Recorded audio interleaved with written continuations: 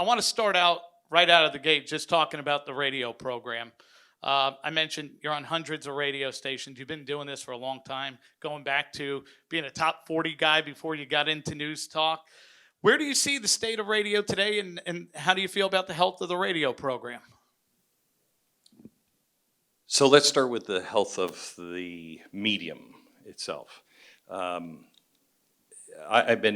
coming up in 2 years on my 50th anniversary of doing radio. Wow.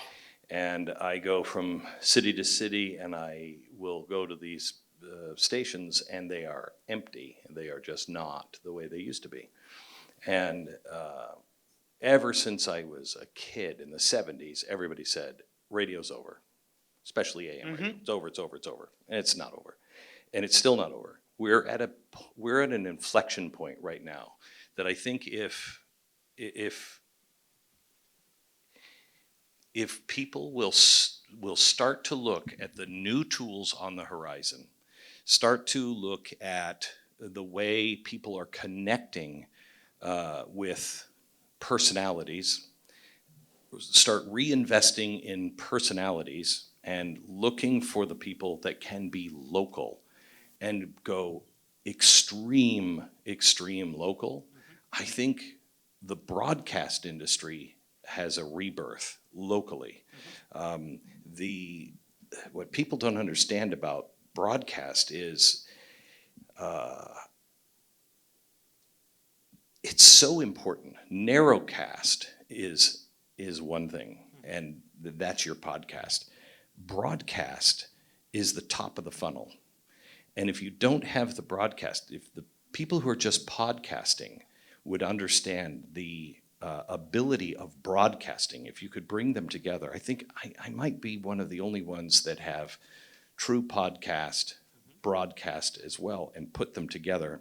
I mean, we invented the medium. Nobody understands how powerful those two things are together. And I hope people start to wake up on that, and I think they're about to, because I think, especially in the last year in business, it's been tough. What's interesting, you were talking about really leaning into local. You're a guy that's national, but well, I mean, you local play except really for well. 9 to noon. Yeah, I was going to say, but you play really well in a lot of local markets. Yeah. And if you look at the news talk format as a whole, there's a lot of syndication, but a lot of it is really effective.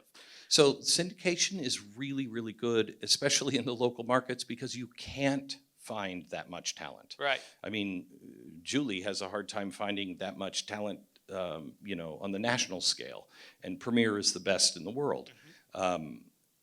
Finding it on the local, if you can find local, even if it's just the mornings and afternoons, if that's all you can get, then take that, but own that, own it. Nobody makes money on news, but knowing what's happening in your local community has never been more important. And I think everything is about to reverse itself. I mean, I'm starting a new company in January, and we just decided our slogan is going to be think small, dream big. But think small is the important part. Everybody's thinking huge, big, and that's not where it's at. It's zeroing in, getting right to the one-on-one. Think small. What's interesting about it, when I built my company, my focus was exactly that. It was, I'd rather reach 50 executives than 5,000 fans. Yes. Not because I didn't want 5,000 fans, but because I knew if 50 executives liked it, then the talent would pay attention, they'd come together, and eventually everybody does business. So to that point, it doesn't matter how big your audience or how small your audience, as long as you find the right audience, and then ultimately you can grow. That's the point of narrowcasting. Then you can build from there, but you have to have that base, and you have to know, I had these kids, I collect cars, and I was taking my daughter out, it was her graduation, and we were all going out to eat, and I was parking my car, and these 3 teenagers were off to the side, and they said, "Hey, mister." And I turned around, they said, "Is that your car?" And I said, "Yes." And they said, "What do you do for a living?" And I said, "I'm in media." And they said, "We want to be rich. What do we have to do?" And you told them go into media, right? Go into media. No, I said the first thing you have to do is stop making that your goal. Don't make your goal being rich. Find a way to make somebody's life better every day. And if you can find a way to make one person's life better and then multiply that, because you've invented something, you've done something that makes it easier for people to get through their day, that's how you become rich. What's interesting is you're talking about making people's lives better. I mean, you do that pretty regularly. You look behind us. I mean, some of the impact you have across all these verticals is insane. Leading into the show, I'm looking at just your reach. 3.7 million on Facebook, over 2 or 3 million on YouTube. You go into Instagram. You're on all these channels. Obviously, you have a team, and you've got the content that people are looking for because they've been following you for a long time. But as I'm looking at all this, I'm thinking to myself, okay, we're in this weird place in media where you have to be in all these places, but some of them are worth being really invested in and some of them aren't. And you have to also decide, where do I start? What's most important? What's not? How do you guys, I mean, your content is distributed everywhere, not just the radio, not just podcasts, but across social channels. When you're talking to your team about making sure the Glenn Beck brand is successful, where do they start here? What's most important in your world? So it depends on what it is. We are, in those numbers, we didn't get into YouTube. I think I was on X, but I don't think we did YouTube. We didn't do a lot of these early on, up until about almost 18, because we were trying to balance the blaze and we were trying to figure out subscription, and if you give it away for free, can you subscribe? And we threw all that out. It depends on what it is. If you're trying to get somebody to see it, you must be on YouTube. You have to be on YouTube. If you're talking politics, you have to be on X. You want to appeal to lifestyle, you have to be on Instagram. But there are things that we re-edit or don't post on each because we don't want to screw the algorithm up. We know what will perform on Instagram won't on X. What will perform on YouTube won't other places. So we have to be really careful, and I have a team that does all of that. Whoever's doing your YouTube thumbnails, give them a raise. It's fantastic. If you guys want to follow a great YouTube channel and see what it looks like consistently successful, check it out. It's really well done. Thanks. I mean, the reach itself across all those platforms, like I said, is excellent. How many people contribute to making that happen? 2 full-time, that's their job, is social. And then all of us kind of play a role. I have a team between the podcast, radio. I mean, radio is the workhorse. Right. But between all of them, I probably have 12 people, 13 people, something like that. But what's interesting about that, because a lot of times people will see this and they'll say, yeah, but Glenn Beck's a big brand. Of course, he's going to have a team of 25 people putting that together. And you go, there's 2 full-time people and we're all chipping in. I mean, that's what exists in a radio I think there's station. no excuse for any of that anymore. We are looking, we're doubling our output now because of AI, doubling the output. I think smart people will double their output and keep the team working. Stupid people will double the output and then cut the team. The things that AI can do right now, just today, are game-changing. Now the secret is to always recognize that it's a tool. You're not the tool, it's the tool. Use the tool, streamline everything you can, and then hire the best people and free them up to think and to create new things in that extra time that they've just gained. I'm going to come back to you a little later on AI, because I listened to you about a month ago talking about it, and I know you've got a ton. We could probably do 45 minutes on that alone. I do want to ask about a couple other things, because this year the biggest change in radio has been the shift in measurement. It's moved from 5 minutes to 3 minutes and a quarter hour.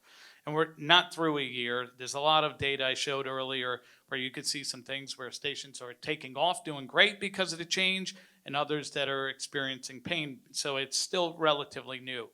When you're going into your show and you're looking at the way things shift, and obviously you want the most people to listen and give the most credit so Premiere can do their best work to help you monetize it. How have you, if at all, adjusted based on what's taken place? Still the same program, the way it's been structured? Yeah. I made a move, Julie, how long ago? 5 years ago, where we changed the clock. And I felt that to put a radio show in podcast is so different, especially for people who listen to podcast. Out of a 3-hour show, I think I run 59 minutes of commercials. And that's hard. Sales team's doing a hell of a It's job. a hell of a job, but that is hard as a podcast. Yeah. On radio, you expect it. Right. So about 5 years ago, three to 5 years ago, I changed the clock, and I wanted it to sound as much like a podcast as possible. So we come right out of the shoot. I do a 1-minute commercial live, and then I go for 20 minutes. I do 1 minute back, and then we load it up on the back half.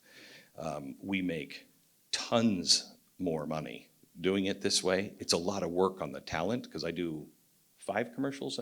5 commercials an hour live. Wow. But it's worth it, and I think it makes it better for the audience. So we have seen numbers go up just by making that change, which gets us out of really the quarter-hour business anyway. I think if your talent is good enough and willing to do the spots, the listeners stay longer. They'll sit through the spots, especially if they're good at doing them. If they'll actually write them themselves, if they'll, I don't do a spot twice. Everything is new every time.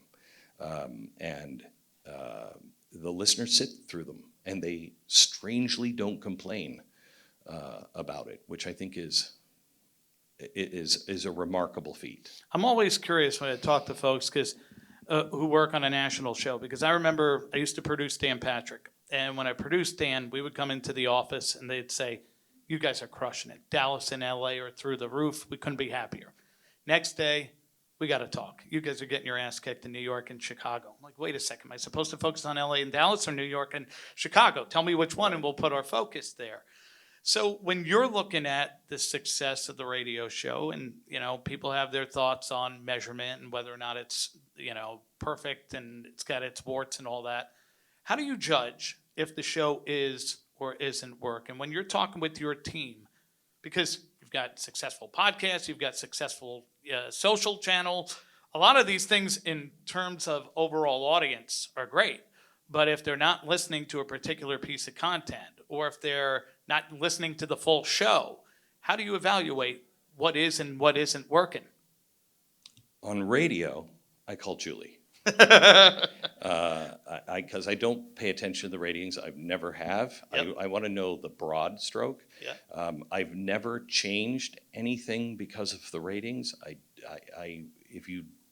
The number one thing talent must have is authenticity. You have to be the person you are. Mm-hmm. If you're not, they'll smoke you out so fast and you'll be done. But if you're actually that person, then you can mm-hmm. smoke. If you are changing constantly for ratings, you're never gonna make it. So I don't pay attention to the ratings. I get big broad strokes. Mm-hmm. How are we doing? Are we up? Are we down? Mm-hmm. How are we doing? The secret here now is, and we're having this discussion right now because I just did a long form podcast with Emma Nissen, who is this new artist. She's fantastic, and she's almost jazzy. She's opening up and doing an hour at the Ella Fitzgerald Theater for, I think, Ella's 100th birthday. Mm-hmm. And she's just this remarkable 25-year-old that's just figuring it out. She's remarkable. And my TV people and the radio people all said, "Why are we doing this? You can't, it won't fit." And I'm like, "No, I know it won't fit. It'll fit on Instagram. Mm-hmm. It'll fit in other places. And I can talk, the radio show is the whole me. That must be the center of the wheel. Then spikes come out from each of those things. And so you do what's right over here that's still your spike. I love this woman. That's a spike, I can put it over here. It won't work there, you're right. But I can promote it here, and those people in this big, huge audience that might be appeal to that might appeal to them, then they'll go over here. So if I try to look at everything as keep this the whole Glenn, this is all of me, then spike off and pare it down into deeper holes. I love that. So when you look at the podcast side, or I love how you talked about the structure with social. How do you evaluate your podcasting success? Because you've done really well in that space too. How do you judge if it's working? Is it total downloads? Is it length of time? You know, is it just the feel of what you were trying to execute? I want to get onto this topic. I think I nailed the topic based on how I'm trying to lay it out. So it's hard. This is probably not something anybody in this room should do. I don't pay attention to that stuff. My staff does. Yeah. And my staff will say, Glenn, that didn't do well last time. And then I make the decision, I don't care. It's someplace I'm going and I have to lay the foundation. Or why didn't it work? Right. What didn't work? And then I try to figure out, okay, well, let me reframe it this way. Let me approach this topic this way. And so I don't, because it all comes from me, it's important that we don't clip wings. I can reshape, and that's the only information that I need. How do we reshape this to make it work? Where do we place it? Where have we gone wrong? What's interesting, and the reason I ask you is because you run the Blaze. You built this, and you have the interesting role where you've got to be the talent, but you're also got to be the boss. And so you're going to look to your people to say, okay, if that didn't work, why didn't it work? And you're going to want to make adjustments to make it better. But at your core, you're a talent. You love to do this. You love to talk and connect. And so if you execute things the way you designed them to work and you hit everything you could, whether it got as downloaded or people listened as long, you still feel that's all I can control. Right? That's it. That's You've it. got to let go of everything else. You can only do, when I was in New York, I was going in to say, to tell Roger Ailes I wasn't renewing my contract. And my wife and I had agonized over that. You don't work to get to New York and then be number one and then walk away. But I never really wanted to be a TV guy. And so when I walked in, Tanya and I had kind of this deal that it would probably be a 2-year kind of thing. I'm going to go in and tell him, after 6 months of praying on it and going back and forth, we're going in tomorrow. That night, I go to a Broadway show, and it's Spider-Man. And my security reaches over halfway through and hands me a phone, and it says, Bono is backstage. He'd like to meet you. Do you want to meet him? And I'm like, of course I do. Yes, it's Bono.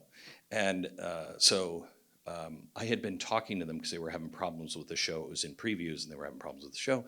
And my wife, we're walking back, and my wife said, please, just don't give them any advice. And I said, they're not going to ask. I'm fine. So we go backstage, and Julie Taymor from The Lion King is there. Michael Cohn is backstage. Bono, like everybody who's anybody, on Broadway is standing there, and they're talking about that show. And Bono goes, so we're having problems with the ending. Now, on the way, I said, the problem is the ending. And I said to my wife, I know how to fix the ending. And so I look at her, he says, we're having problems with the ending. And I just freeze. And I'm thinking, my wife, I can't say anything. I'm not going to say anything. And he said, do you have any ideas? And I looked at my wife, and I'm like, he asked. So I only tell that story because when I got back, I was high as a kite because I've always been the nerd. I've always been the kid that was never at the cool kid table, okay? For that night, I was in the cool kids table. Yep. And I walked back, and we had this beautiful apartment on Lexington, and I walk up and open up the door, and it's all the lights from outside the city, and it's my dream. It's my dream as a child. And I opened the door, and I said, how can this be God's plan? Look where we are.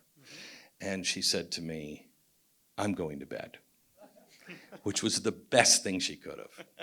And I walked up to the window, and I put my head on the glass, and I remember it was cold to my forehead, and I heard, if you don't leave now, you won't leave with your soul. And I realized, and this is the key thing, this is the only reason why I told this very long story. If you want it, reject it.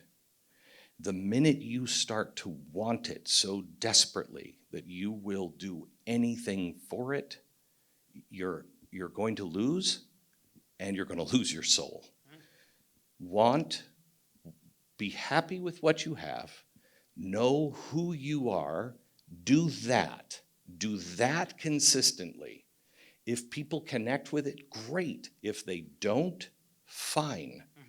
Once you get there, fame and fortune is so corrosive to the soul because it's velvet handcuffs. They'll give you anything, and you will start to want it. And the minute you slip, it's over. And that game that plays in your head all the time as talent, am I slipping? My YouTube numbers are down. My views are down. This is down. That's down. Radio's down. I'm not being recognized enough on the street. It's deadly. It's deadly. Yeah. Don't want that. Just be who you are.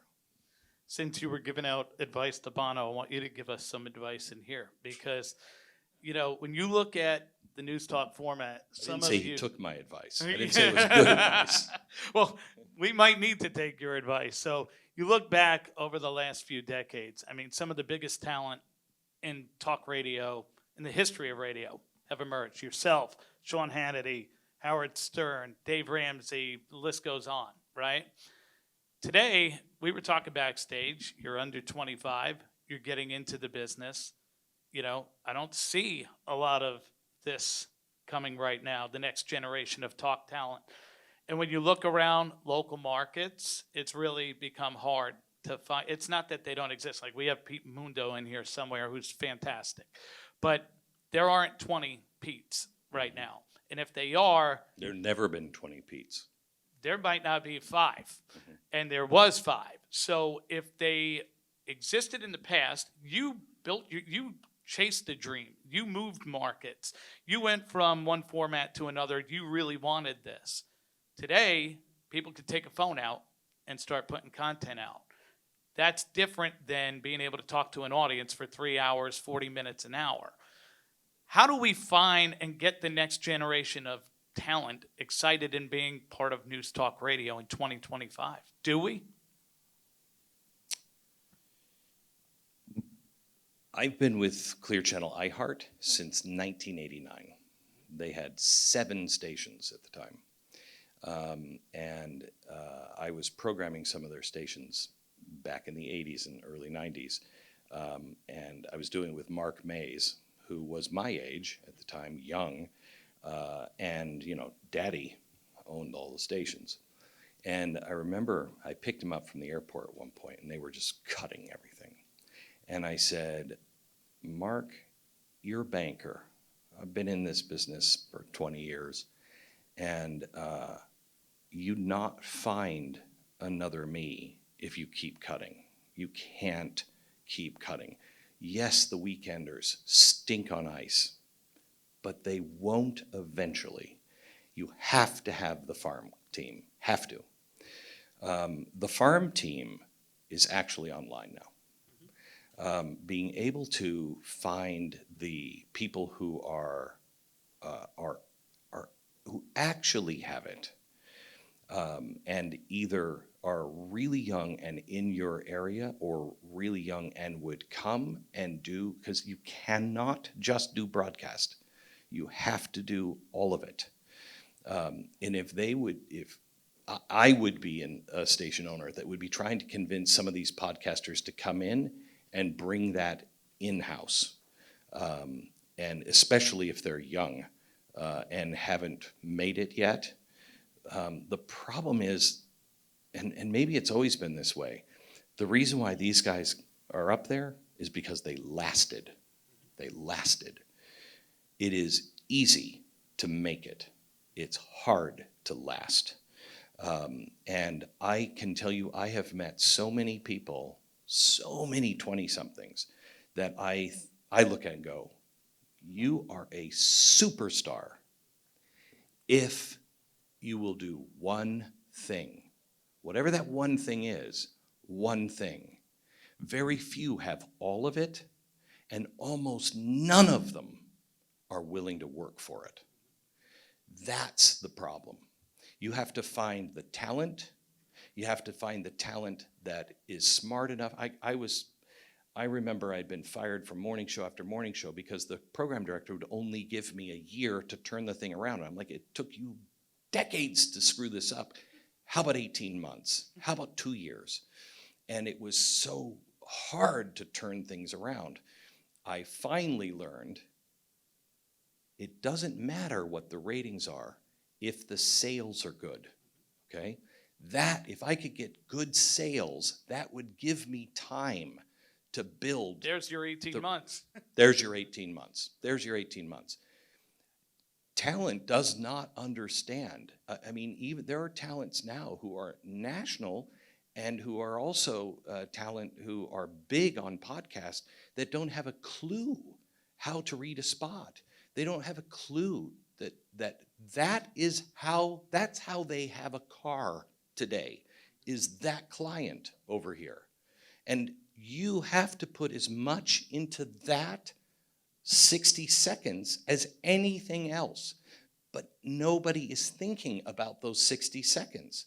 You will not make it big. You'll make it, but you won't make it big and you won't make it last unless you are willing to do the work and willing to do the work on the spot as well.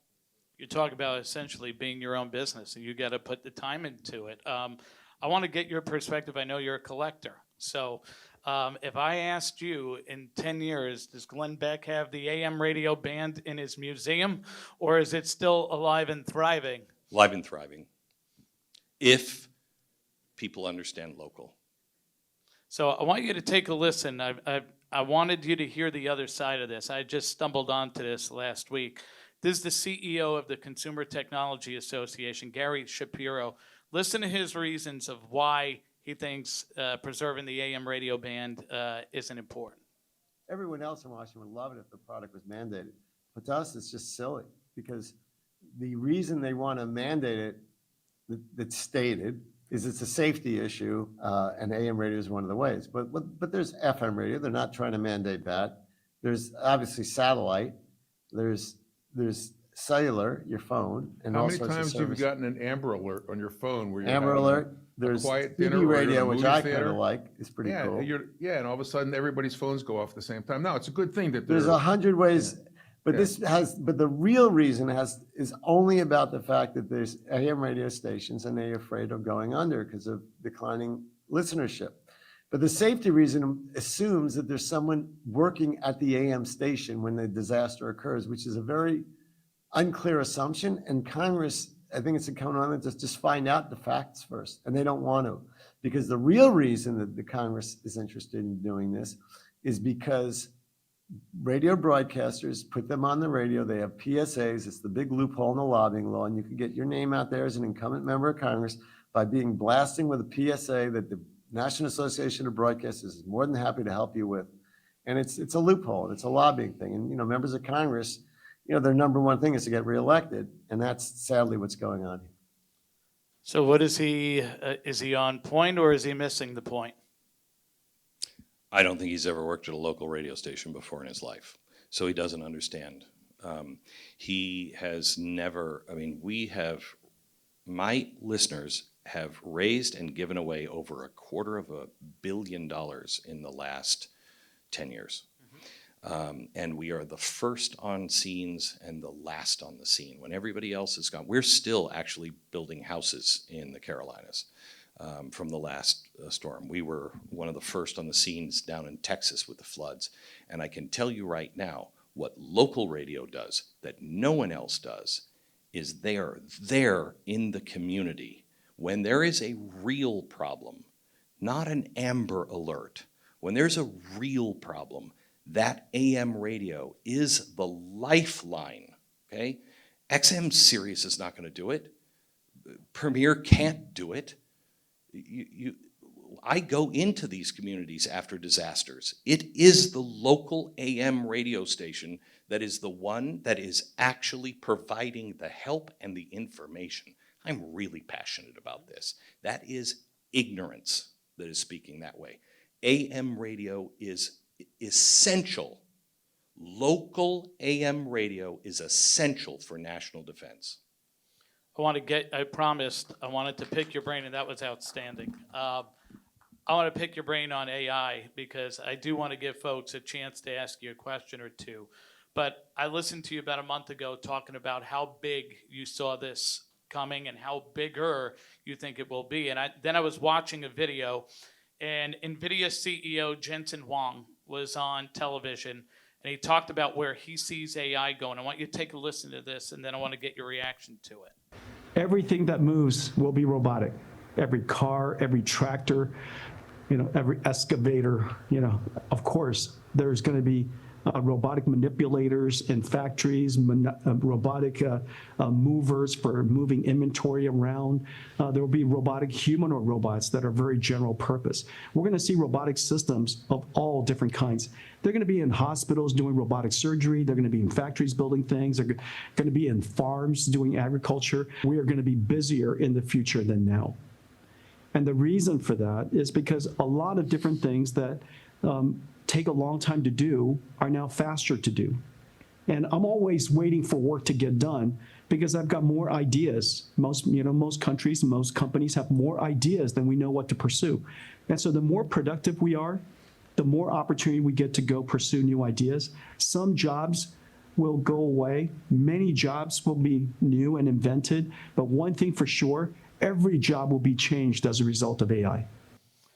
So when he says the last part there, many jobs will be changed because of AI, and he's talking about robots running the entire world, I'm thinking to myself, well, if they could replace a doctor on an operating table, and this sounds crazy to me, but when are we going to have a robot in a radio station on the air at some point? So the doctor thing, if you're a doctor and you're not in robotics yet, you're way behind. You're way behind.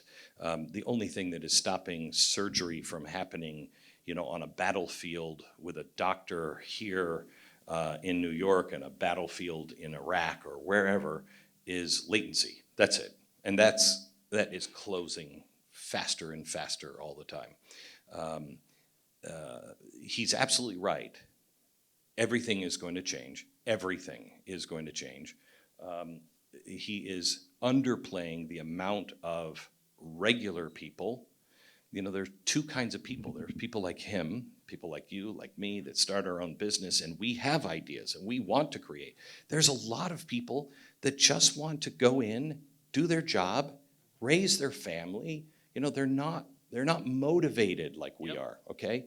And you're gonna cut all of those people out. When all of those people are cut out, you have revolution. You have real problems. These are the issues that I am not hearing anyone address.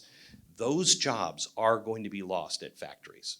What do those people do? The people like this guy, the people, honestly, like everybody in this room, you're going to be fine because you're not the factory worker, okay? But you have to understand, you're not the bulk of the population, okay?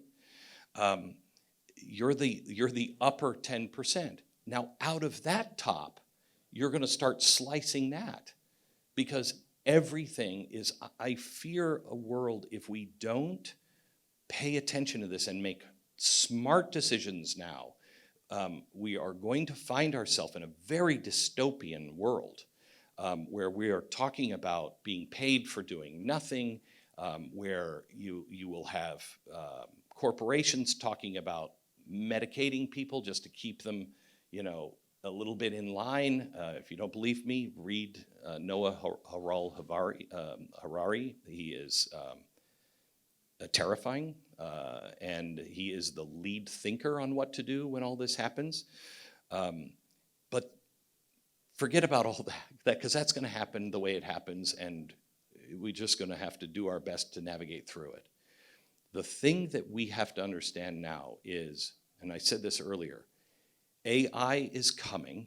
It is part of our life. It is not to be feared. Do not fear AI. You can fear the programming, who's writing that programming, but you must stay in the category that is not becoming its tool. You can't use AI like Google. What does that mean? What do I do now? What should I do about this situation? Tell me how to talk to my boss. Don't use it that way. You have to have your own compute power. You have to look at yourself and saying, I am going to be the best prompter, okay? Prompting is a skill. It's a skill. I can write something and say, I need this to be shaped. I need this to be written in this way. They're saying everybody can just make a movie now. No, you can't. No, you can't. It requires prompting, good quality prompting. That's what makes it the individual. What he said here that is true, that is really good, is it will free you up. We have started to use AI for all kinds of stuff. We're building our own in-house closed AI. And we'll be introducing parts of it in January. We're internally calling it Glenn AI. And Glenn AI we're only using it internally first. It has taken 30 years of everything I've ever said, written, on radio, on television, everything. It's all been vectored and it's all in. So I can say, have I ever talked about this story before? Here's a story that I'm seeing. Are there any connections that I've already made before? And it's there. That allows me and my staff not to have to go, when did we talk about that? And it frees us up to do other things. If you use AI in that way to be able to enhance your work, it's great. And if you're not doing it, you're going to be left behind. It is too powerful of a tool not to learn how to wield it. I've talked to some radio people who say, nope, I'm not going to ever use AI because it'll replace us. Well, yeah, it's going to. It will replace you quicker than it will replace me. It's a tool. Pick the tool up, know when to use it, know how to use it, and wield it yourself, or it will be wielded against you. But use that tool. Just always separate yourself. We've got time for one or two questions. Who's got a question for Glenn? Go ahead. Hey, Mr. Beck, my name's Adam Shapiro. Hi, I Adam. work at an AI platform, and we're already integrating text to video, automated human avatar, animal avatar. It's far from perfect, but it's really good. And my question is, when you launch Glenn AI in January, you've already taught your agent how to leverage your personality. Would you be comfortable, because we have fully automated podcasts on our platform now, which are not human. It's all prompted, as you said, it's got the prompt. Would you trust your AI, once you've tested it, to produce automated Glenn Beck AI podcasts and videos? Only if it's my system where it's completely closed and it cannot hallucinate. It can only pull from my material. It cannot leave the little electric fence that I've built for it. And I still would have to play it. I would not, I have some ideas that I'm certainly not going to give you. But But I have some ideas on how that can be used, because I do think that there are ways to have generated podcasts that are clearly generated, not because they suck, but because it's intentional. We are intentionally showing you this is not real, but the information is real.